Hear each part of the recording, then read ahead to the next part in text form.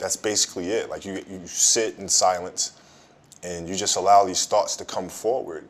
Step into a world where there's no one left but the very best. No MC can tell. A lot of you guys are confused about how to get in the zone and how it comes about. If you followed this channel for a long time, I always talk about being smooth and being in the rhythm of the game. In the Basketball Brain program at night, we recommend you do some mindfulness. You can also do it in the morning as well, but we wanted to work in visualization with mindfulness. And with mindfulness, what you're doing is you're learning to let thoughts arise and fall, arise and fall. Let the thoughts take you where they will. And by doing this, you start to understand that before a game, for instance, you feel nervousness. Well, you realize through mindfulness that that nervousness can come up and you can just let it go. You can let go of any thought. And from a certain perspective, no thought is bigger or smaller than any other thought. The thought of a ladybug crawling on a flower and your thoughts about your performance, they're both just thoughts, and you can let them go. So before a game, you might be worrying about how you're going to perform, worrying about the people watching. Through mindfulness, you learn to let those go. You learn to let go of those thoughts, to make thoughts slippery. And by so doing, as you let go of thoughts, what emerges is the present moment. And when the present moment emerges, you've entered into now o'clock, I like to call it. What time is it? Now o'clock. Showtime. Right now. In 2000, we had a new head coach that came to the Los Angeles Lakers by the name of Phil Jackson. And Phil was just coming off of winning 6 championships with the Bulls. And he was really big on mindfulness and really big on meditation. And it wasn't an option for us. So we'd sit in our film room and he'd turn the lights out and we would meditate as a group. And he'd teach us mindfulness. And it really connected with me because he was teaching mindfulness through something that I was extremely passionate about, which was the game of basketball. So it was told through the lens of this is going to help you here. And so I had this curiosity about it. And that was my introduction to meditation. And the more you can get into now o'clock, the more often you're going to play in the zone. Your body moves effortlessly. Your coordination is at heightened levels. You feel comfortable in hostile environments. You feel comfortable with a cheering crowd, a crowd that's there egging you on, and you feel comfortable in a crowd that wants you to lose and perform badly. You feel comfortable with people wanting you to perform well, and you feel comfortable around people who want you to fail, your haters and doubters. Why? Because haters, doubters, pressure, wanting to succeed, not wanting to fail, what are all those? It's just thoughts. And if you practice mindfulness, you can let these thoughts arise and fall away, arise and fall away. And as you do so, you start to enter again into that zone, that beautiful flow state where things move in slow motion, where you have superhuman hand-eye coordination, where you almost have, I know it sounds crazy, telekinesis. I know it sounds crazy, but I can't tell you how many athletes I've talked to in a variety of sports that the ball comes off their hand wrong, be it a quarterback or a basketball player, or they hit the ball a little off and they're able, they feel mentally to move the ball. I've had that experience. Now, if you're somebody who's of a more materialist mindset, you can assume the subconscious mind already made the adjustments before the ball actually left your hand. But I'm not discounting those who feel like when they're in that present moment, they have superhuman powers. When you're in that present moment, you also seem to have the power of telling the future. What do I mean by that? Athletes in the zone have the ability to anticipate. Wayne Gretzky famously said, the other guys skate to where the puck is, I skate to where the puck's going to be. You're so in tune with the game, you know what's coming next. You're so in tune with the rhythm of the game, you know what the beat's going to be next. Have you ever heard a song that you've never heard before and you were so into the song, you knew when the song's bass was going to drop?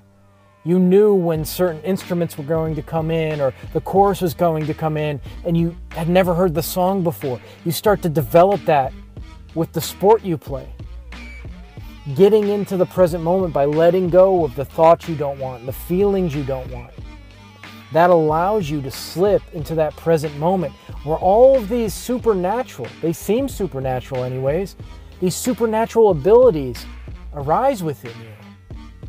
And you become the very best version of yourself. You're able to compete at levels you didn't think you were able to compete at before. You may give yourself chills with some of the things you've done. I remember as I learned to get into this state when I was playing basketball, I made a lot of backward shots in high school. I would go into the paint and like flip it over my shoulder and in. Now I'd practice these a lot, but I remember when I first started doing this and it'd go in, I would give myself chills. I'm not saying that as like an egotistical thing. It's just the subconscious mind is so fast. By the time the conscious mind figures out what you did, you're impressed with yourself, okay? I've had games where when I first started playing basketball, I had 17 points in a quarter, 23 points in a quarter. And it was because I was in the now o'clock. There wasn't a hope I would make the shot. There was an expectation, a knowing that the shot would go in. And I can converse this with the games I played bad. When I had a bad stretch, I was more conscious. Some thoughts were sticking.